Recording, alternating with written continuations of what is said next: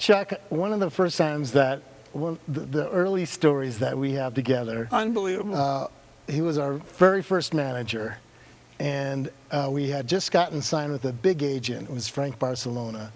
But we were doing terribly. We had an awful show in Philly, and Chuck came out and to kind of placate the band and tell us how great we were doing, but we were pissed.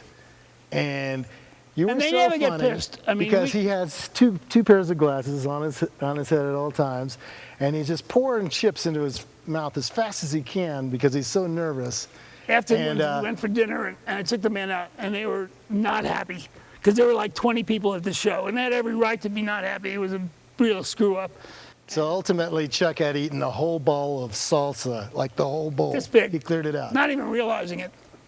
But you've had us here for 20 times. Yeah. 21 times. I'll tell you, I had heard about this band, these guys who started at Columbine, went to high school together, grew up here, and heard they were great. Went and saw them at Herman's Hideaway. Came in, introduced myself, and I was blown away. And I was having some success in management. I had made a comeback with the Dirt Band and had a guitar player that Todd loves, and became good friends with Leo Kottke. And I said, I want to manage you guys. And they had done a great job managing themselves. I mean, I was blown away. They managed themselves, they booked themselves, and they were already doing 1,000 people in San Francisco, Minneapolis, Chicago, and Denver and Boulder. And I said, I want to manage you guys. And they said, well, we're doing okay. It took me a year and a half to convince them that maybe I could get them to the next place. And I can't blame them because they really did a great job. So did you. He obviously got us to the next place, and it's been a great relationship. Obviously, we were talking about the first show that I went to, which was U2. And that actually was maybe one of the most important shows I'd seen because it really motivated me to get involved in music. I was like, I want to do that. Wow. And so it was always considered to be the top venue in the world. Really, it is. And absolutely. Growing up here and growing up in the shadow of Red Rocks, we never thought we'd ever rise, be successful enough to play here. And it's been an incredible honor to spend my career playing here almost every year. I know, and filling the place up almost every year. And I've ended up doing 1,600 shows up here in my career. God, there've been so many. It's like, what was your favorite? Well, we talked about the first time that I was here, and that was a blues fest, and B.B. King was playing, Albert Collins, and it was the first time that I'd ever sat in with anybody, and I sat in with Albert Collins. Wow. I'm still terrified from that. But there's been times when we played where things have gone bad, and when there's been vertical rain, and those seem to be like the stand-up moments for our fans in terms of remembering our band. Kind of like when, there's a few times where I lost pedal boards because it was just raining so hard. I remember we were just that. wet. I think 3 years ago we had one like that. So that always helps to make things memorable. Yeah, I honestly say, you've had so many great shows, I don't even know if I can pick one out. And I know, well, as I this said, year's going to be the best one ever, you'll see. And every time I walk up to him after a show and I tell him he's great, you say, you always say that, Chuck. I didn't like the third song and the fifth. Yeah. He's always great. Don't listen to him, listen to me. My name's Nick Urata. I play with the band Devotchka. We got together here in Denver and had the good fortune to play here over a period of 5 to 7 years. I'm Joey Porter. I play keyboards for the Motet.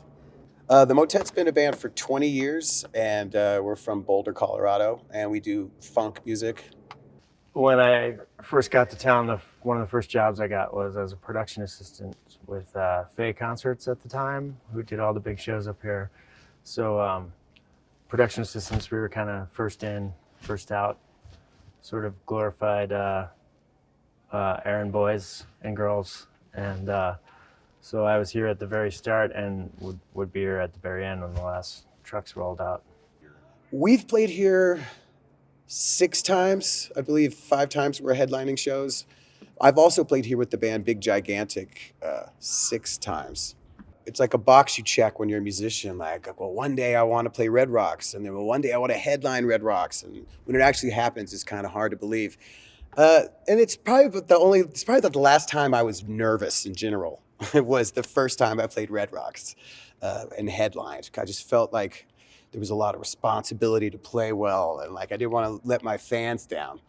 And it worked out great, but that's I don't get nervous very often, and that's the last time I can remember being nervous. It is amazing to see it transform, from the early day, and then when the public starts rolling in, the amount of energy that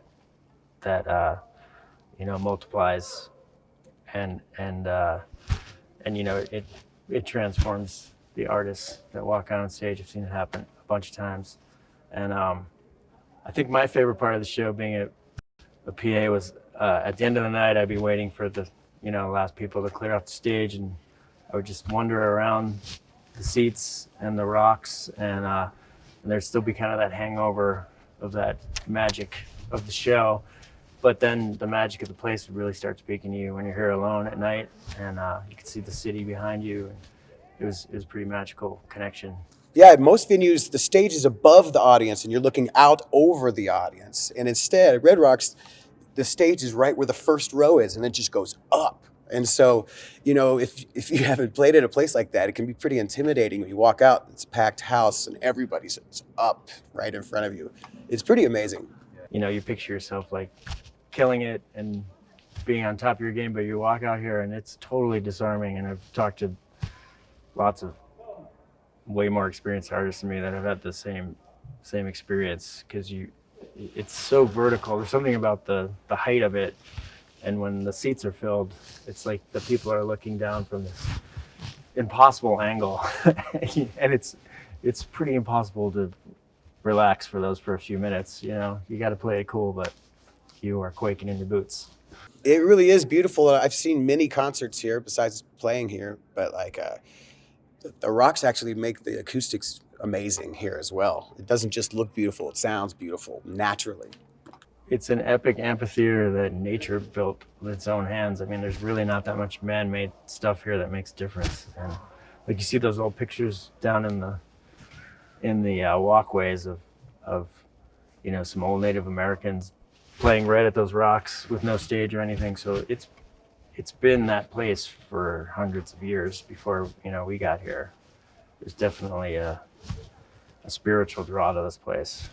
Even if you're in the very back row, you're getting the benefit of seeing the beautiful view behind the amphitheater. And if you're right up front, you get to see the artists really close. But I have been in every different place in this whole amphitheater, and I had a great time every time.